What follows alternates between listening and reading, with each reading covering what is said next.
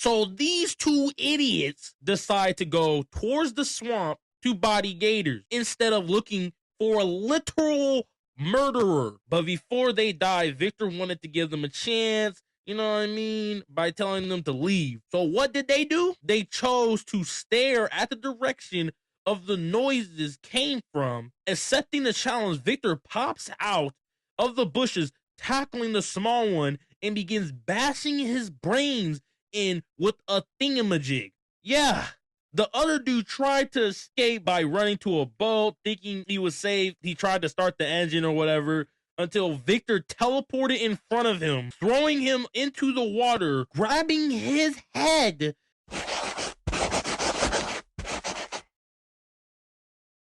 Today we're going to be talking about a man, or should I say a being scarier than the king of slashers, Jason himself. Is the malicious, ferocious, exceptionally gory piece of entertainment you can find in 2010. Man, let me introduce you to no other than Victor Crowley. Or should I say the Hatchet, the most underrated, scariest slasher to have ever reached the big screen. I mean, I was terrified for a month straight after watching this as a kid. So imagine my surprise when I find this movie 15 years later, only to read the description and find out that it was labeled as a comedy. Yes, a comedy. Bruh, I feel like y'all don't believe me. Good thing I brought proof. So let's get right into this lazy summary of why Victor Crowley is the most underrated, scariest slasher of all time. In the Pacific movie we're going to be talking about is Hatchet 2, because they wanted me to pay a little extra for the first one. So, you know what I mean? Don't worry about it. So the movie starts off where the last one left off, with this old head saving this girl and bringing her back to his crib, where he cleans her up, gave her a little backstory about Victor Crowley, and was even talking about helping her get back on her feet. So far, he sounds like W. Mans, until he asks her for her name. And if you don't know, her father and a group of other people did something to Victor as a kid, turning him into the menace he is today. But upon hearing her name, my boy grabbed this big old PVC pipe and told her to skedaddle. But because he let her op into his crib, Victor had to press him. The old had tried to beg, telling him that he didn't know and yada, yada, yada. But Victor wasn't hearing none of that. So Brody grabbed his PVC pipe and waited for him to bust in. But little did he know, Victor Crowley is built different, because man already teleported behind him. He then proceeds to dig his fingers into his stomach before pulling out his big intestines.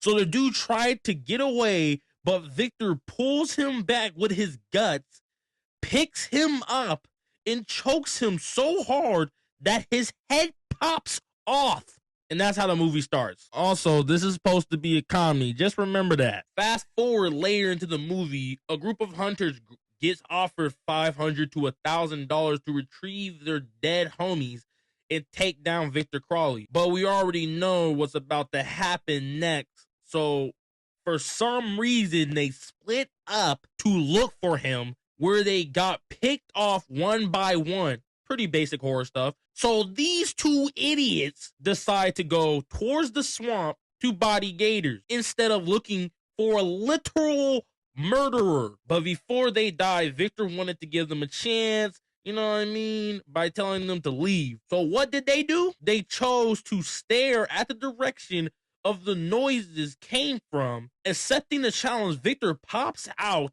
of the bushes, tackling the small one, and begins bashing his brains in with a thingamajig.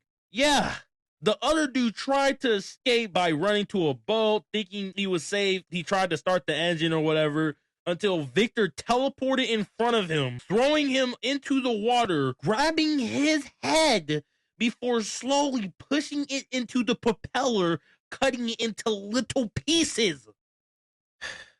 But it doesn't stop there, because instantly after, it shows these two goofies making love and being corny. So right when dude is about to bust, Victor pops out hits him with this thingamajig, and cuts his head off. But at least he died happy, because what happens next can only be described as a brutality. After he killed Brody, he then waited for her to realize what was going on before slowly walking towards her. As she tries to crawl away, he swings his hatchet into her baby maker, rips it out, picks her up, then sticks it into her chest so hard that it gets stuck. Don't worry, he was just warming up, because he then pulls out this Oompa Loompa sized chainsaw and just straight up run towards these hunters, tanking their bullets before sawing them in half from the bottom top slowly. My brain hurts. So these idiots try hiding in his house to sneak him. Knowing this, Victor pulls out his Uno reverse card and snuck them. Jumping out of the closet, he threw his hatchet so hard that it pinned little bro to the wall. After which he pulls out something crazy and starts grinding dude's head until it explodes. Not wasting no time, he bursts through the door, tackling Unc, disarming Shorty, and repositioning to get ready for a 4v1. My boy wanted all the smoke, so he then went after Big Bro first, and I'm not gonna lie, they was having their battle, going back and forth, you know it was cute, until Victor inverted his leg and performed a fatality. After he was done, he pulled up on Unc and waited for him to square up. Once he did, bodied him. So Candyman had to pull up to punish him for disrespecting old people, but Victor wasn't having it, pulling out that thing and started cutting him in half. And since Candyman was still alive,